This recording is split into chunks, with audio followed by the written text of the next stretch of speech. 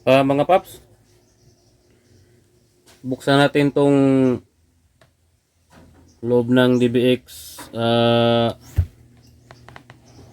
Yan o, compressor limiter gate na may model na 166XL. Tingnan natin tong loob ba.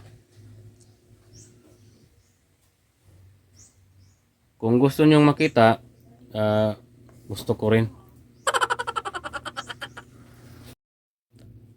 Maghanap tayo ng pangtanggal nito, pangbukas. Kasi naka ano siya, alin. Naubos na yung mga screw. Buksan na natin ha. Tadang!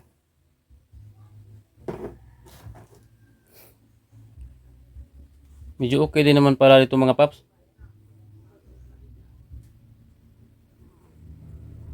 Makinis din yung loob oh.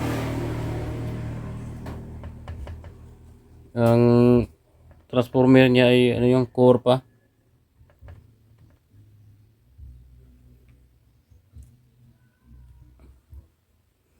Medyo mainit-init to mga paps. Kasi kakatanggal ko lang. Galing sa ano, ilang oras yung ano niya. Trabaho.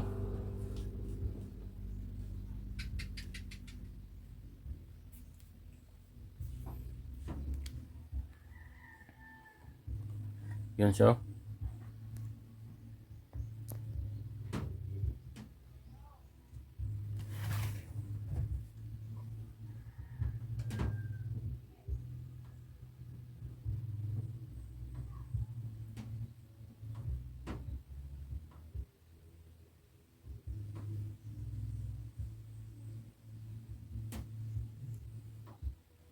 Yung mga kabel niya dito ay mga ano, ribbon wire.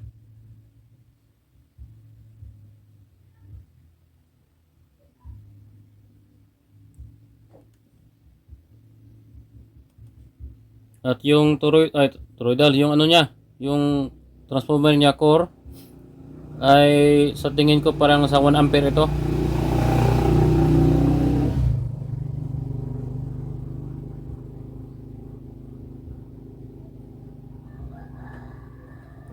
May mga ano din siya dito sa loob, dalawang LED. Kabilaan, nandun siya sa kabila oh. 'Yon.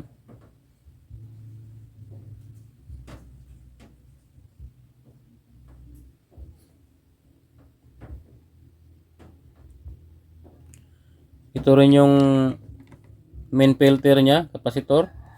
Ito yung dalawang regulator.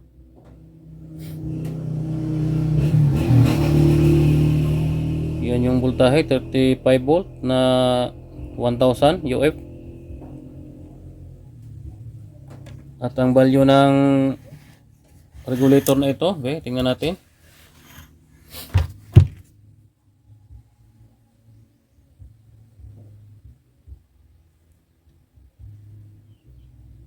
Yun, 7815. At yung isa, siyempre, 79. Kasi kabilaan yan, negative supply ng 15 volt at positive.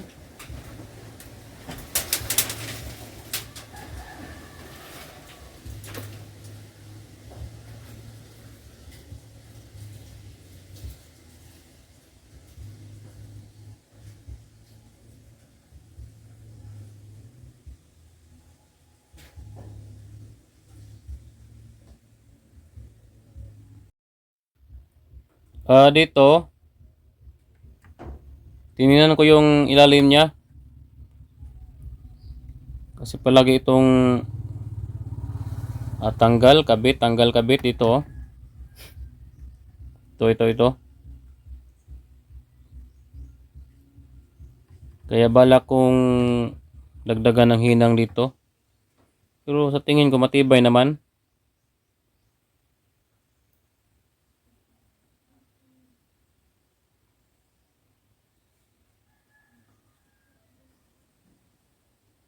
Pero sige lang. Dagdagan lang natin. At yan na. Naibalik ko na. Nahinang ko na to lahat. Yan, di ko na lang pinakita kasi simple lang naman yan. Oh, dito. At dito sa may threshold niya, yan nakailaw oh. Ay hindi pala, sandali pala. Ito palang LED na ito. Yung nung sinaksak ko, hindi naman umiilaw. Pakita ko sa inyo ha. Baka nag-iilaw yan pag may tunog. Ay, hindi naman tayo makapag sound check dito. I-unplug ko ha. Uy, nag-blink. Balik ulit. Yun. Yan. Pagtanggalin pala, ano siya, mag flash ng konti.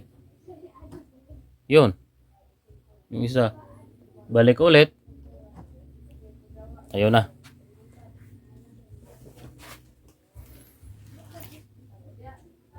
At yan.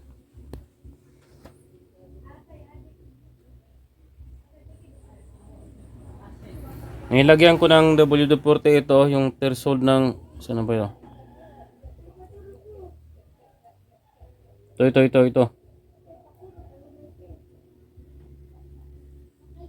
Threshold ng ano, gate.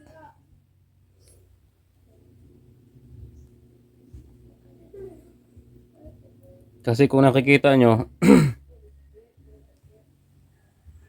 i-down ko ng konti ha. Yan. Minsan, kapag naka ganitong settings, biglang iilaw to dito.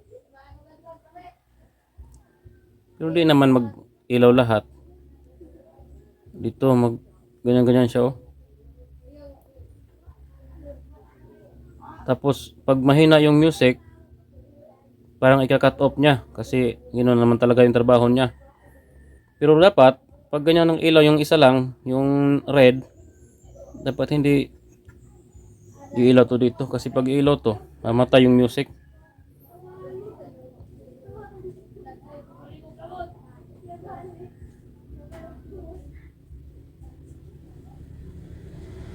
Tulad yung ganyan. Para yung naka-mute.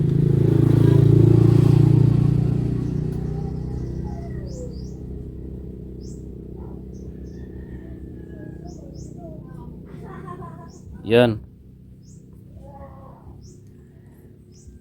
Yung iba ginagamit na panglinis, yung ano man tawag doon? Yung tawag na nakalimutan ko, basta meron yun.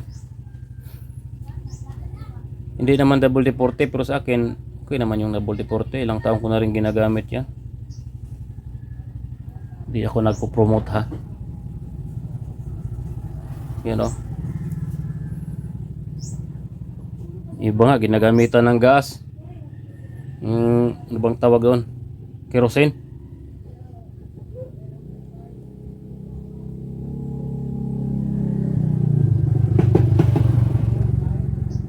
Yan.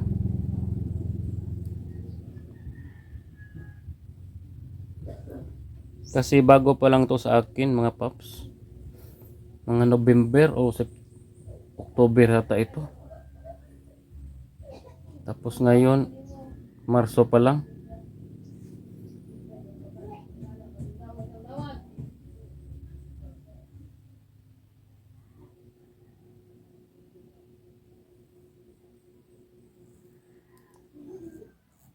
Hindi rin natin alam kung ilang buwan na to naka-stock doon sa seller. Kaya ang tawag doon, hindi naman sa dumi kasi close naman to lahat. Wala naman tong ventilasyon. Baka moist o ganon. Sa kabila ganon din. Uy, ang tawag doon?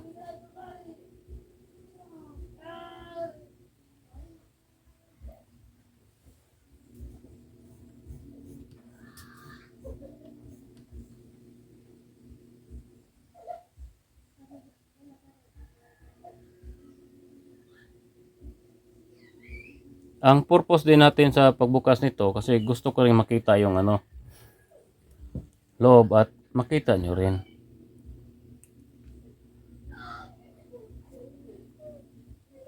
At hindi naman talaga ito yung original na compressor.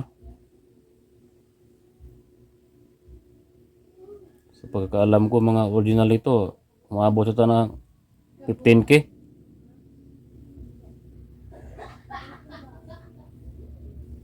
Hindi lang ako sure ha, pero palagay ko lang. Ito nasa online. 3K lang ito mahigit.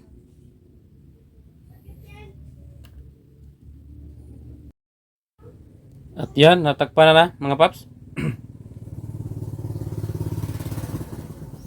Balik na natin sa rack.